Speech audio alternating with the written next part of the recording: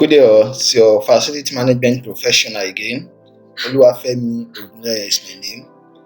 On our series on effective facility management, we've talked on so many topics.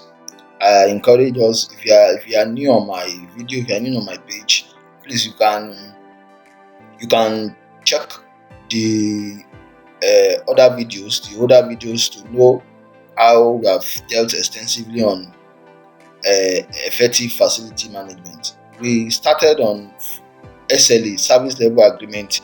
We've done the definition of service level agreement.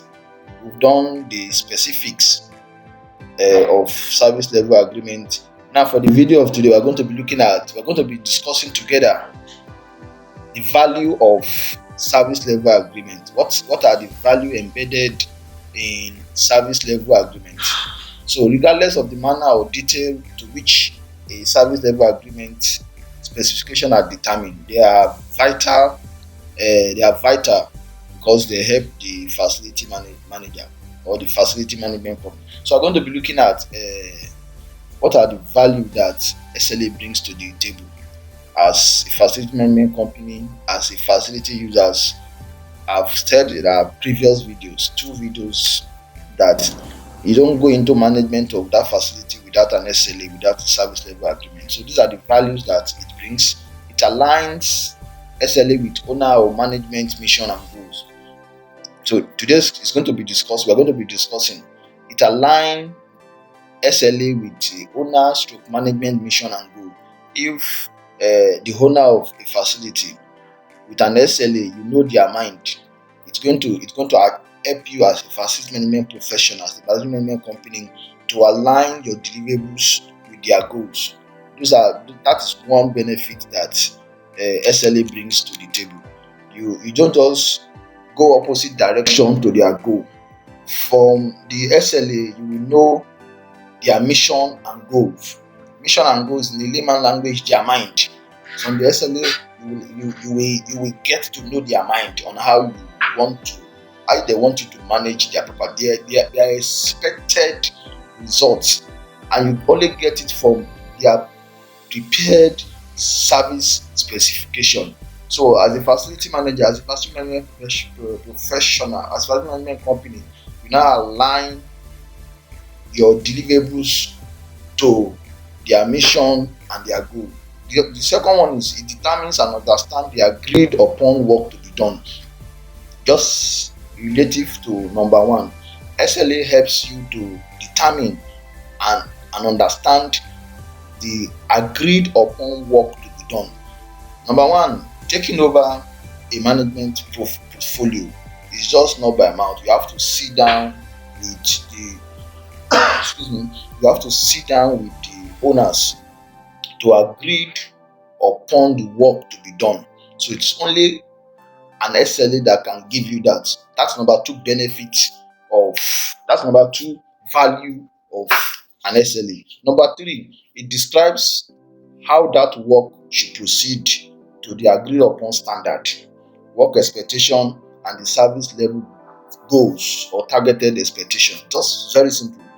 SLA determines how agreed upon work. Mind that word. Agreed upon work is to proceed. How it's going to be done. That is what SLA brings to the table. SLA also agreed upon the standard of the work expectation, and the work level. So it will be an error, a gross error, for you to start management of a property without an agreed upon work to be done. And the agreed upon work to be done is clearly stated in the SLA.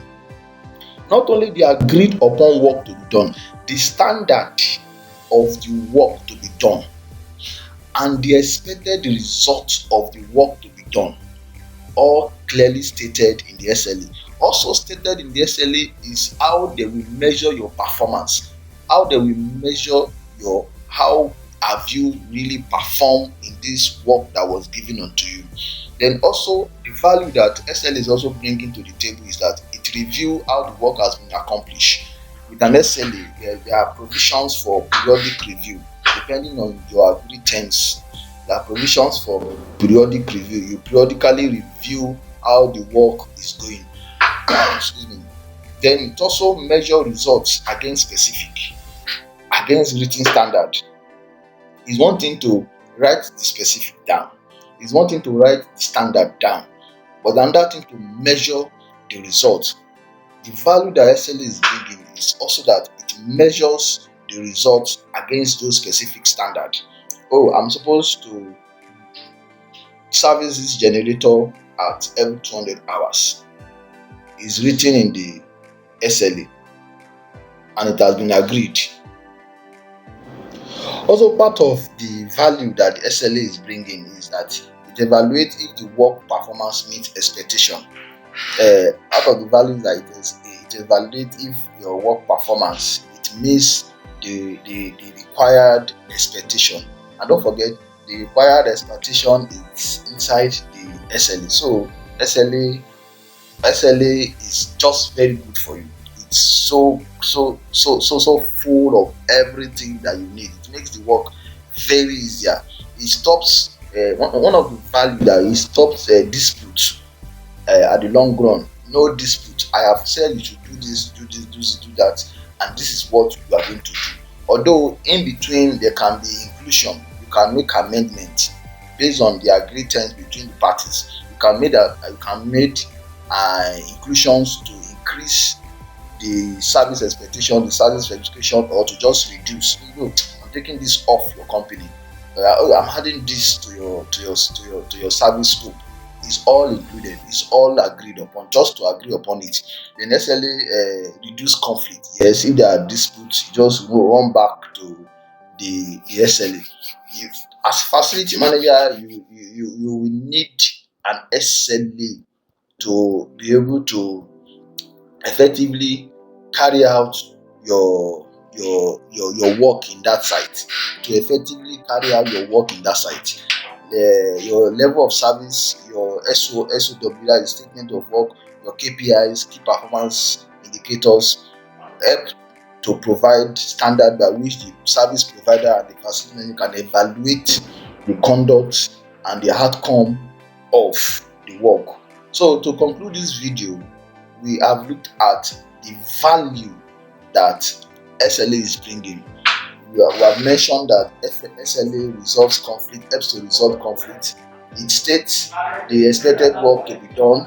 It states to measure the work, the outcome with the specific standard and the rest. We have described what the value that SLA is bringing. I hope you have been able to get that as a facility owner yourself, you don't engage the services of facility management company without an agreed upon statement of work. After the statement of work, you also agree upon the standards to achieve. After the standard, you agree upon the timelines. Then after the timelines, you agree upon performance metrics, performance measurement. You use KPI, key performance indicators, to know if the facility management company is actually keeping to what was agreed upon. So in our next video, we are going to be looking at other aspects of SLA that are very critical to effective management of facility management. I want to thank you for watching our video. I remain your humble self, facility management professional, your facility management professional that brings you up to date on what is happening. We're also available to set up all your maintenance documents.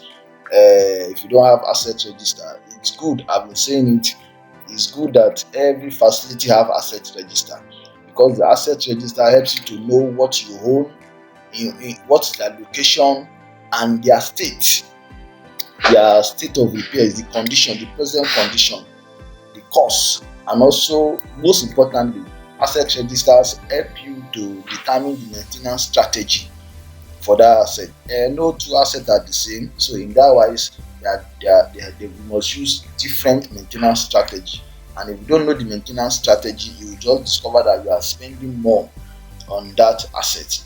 And I am here to help you achieve cost value, cost efficiency, to get cost for your money. Don't just spend because you are spending. Let's know what you are spending on, and are you getting value for what you are spending on. I want to thank you once again. This is your facility management professional, Oluwafemi Ogunleye. Till we see in our next video. Thank you and keep safe.